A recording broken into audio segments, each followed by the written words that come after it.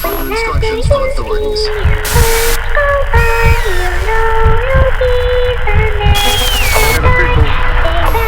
The Center for Disease Control has reported an outbreak of a new virus that regenerates tissue.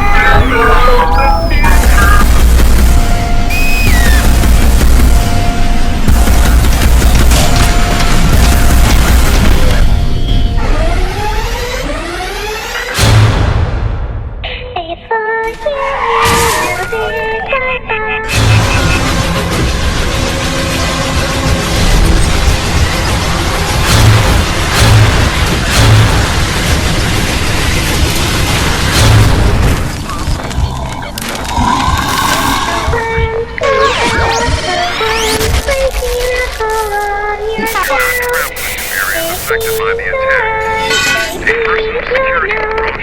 Take personal security precautions to avoid becoming a victim of an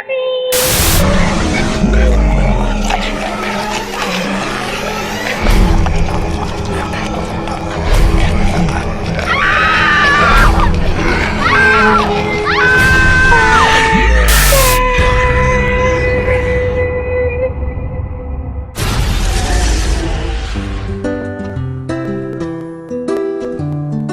Starting out with the cute and cheesy nerd makeup, I'm applying a light concealer all over my face and setting it with a light powder for a more pale glow because most nerds are super pale from staying inside studying all day. Next, I'm applying my NYX Jumbo Eye pencil in milk all over my lids and beneath my waterline, so this way my eyeshadow holds up even when I'm undead. Next, I'm applying this bright blue eyeshadow all over my lids, and the reason I'm going with such bold, bright colors is because my nerd character is not the best at applying makeup, so she mostly spends her time with her head in the math books.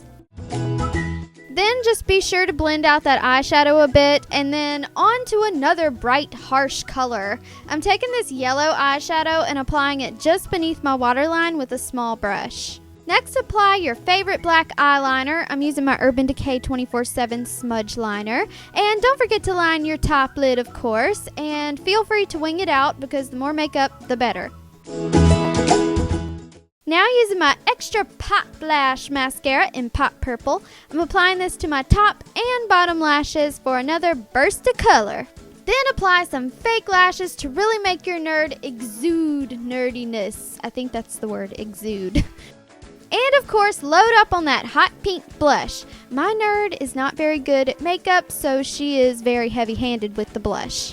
Then using any brown eyeliner pencil, twist it over your cheeks and nose for some cute, nerdalicious freckles. Next, apply your nerd glasses, and these are some sunglasses. I popped the lenses out and I put some white tape on the center. Last, apply a bright pink lipstick to finish off your cute nerd-tastic look. Now, you can keep this look, or you could go for something a little more terrifying.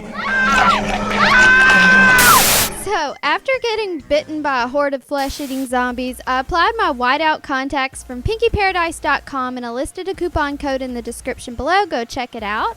So, first of all, I'm starting to contour my skin to look malnourished, extremely tired, and undead. So start by creating the illusion that your cheeks are sunk in by sucking in your cheekers and applying a bronzer or brown color to the hollows of your cheeks.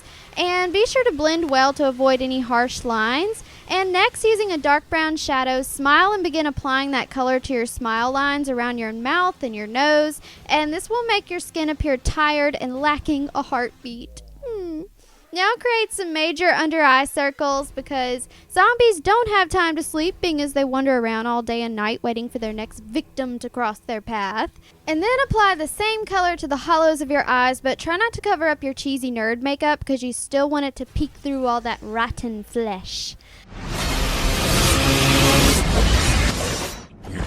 So then I'm just layering on some dark gray eyeshadow over that just to add some depth and intensify the look of my tired zombie eyes.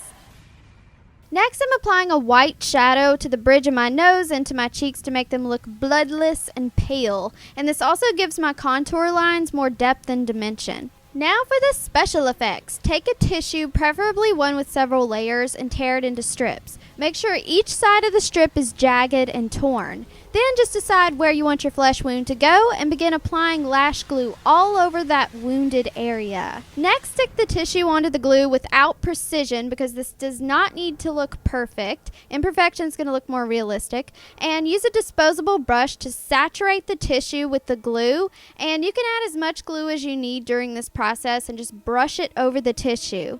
Then just start layering and layering, one on top of the other. And this is going to be our ripped flesh wound. So you want enough tissue to be able to form a ripped hole. So you just keep layering, keep adding glue just like I'm doing right here. And while that dries, I'm going to continue on with the makeup. So taking a dark brown eyeshadow, I'm applying this to the intersection of my lips to make it look like dried blood from eating all those yummy humans.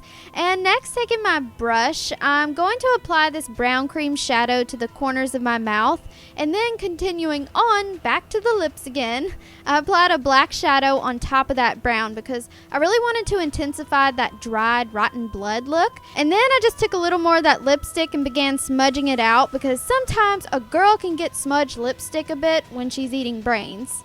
Now taking two ends of a broken pencil, which I've dipped in hot glue to form the smooth round bottoms, I'm putting these on my face and positioning them, and then I'm going to begin gluing them on with lash glue. And sometimes you need to hold them in place for a bit just to assure that the glue is going to stick. So after gluing the pencils on, I applied a little glue around them and repeated the same layering process I did on my face with the jagged tissue. And this is going to create the illusion that the pencils are stuck in my rotten zombie flesh. I know, ew, but so cool.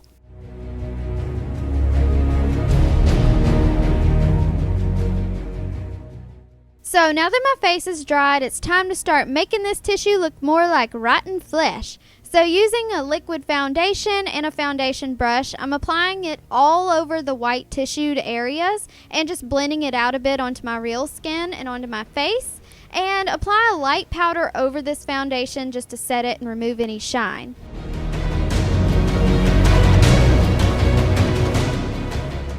Time to start ripping some flesh. So carefully use some brow scissors and tweezers to begin making your flesh wounds. And this part did not hurt a bit, although it might look like it did. Just be extra careful not to cut yourself. And the more you pull on the tissue, the more it's going to be rubbery and it's going to look more like ripped flesh that is hanging from your rotten face.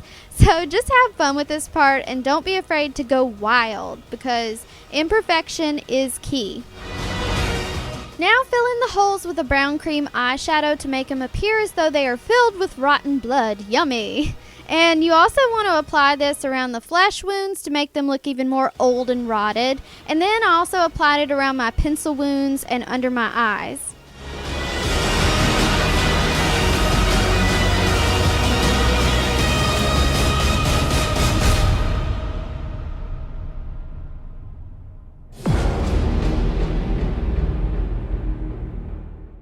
Next, apply a dark blood red eyeshadow on top of the brown inside the flesh wounds and in random areas around your face, like around the pencil wounds and below your waterline for even more intense dark circles.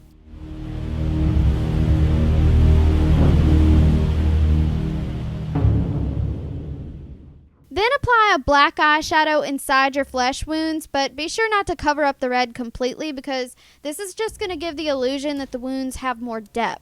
So for the final touches, just use your brown cream shadow and apply this in random places all over your face to make it appear as though your face is filled with dirt because zombies don't take baths. Last, take your fake blood and apply it inside the flesh wounds and in random areas all over your face for a more gore-tastic look.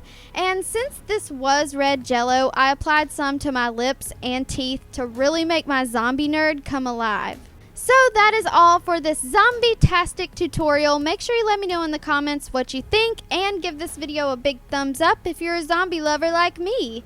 Also, let me know in the comments what you are going to be for Halloween this year. And have you ever wondered where I get my cool video intro graphics? Stockion.com and motionvfx.com, of course. Links to those websites are in the description below. I thank you so much for watching and have a happy Glitterween. Bye, guys.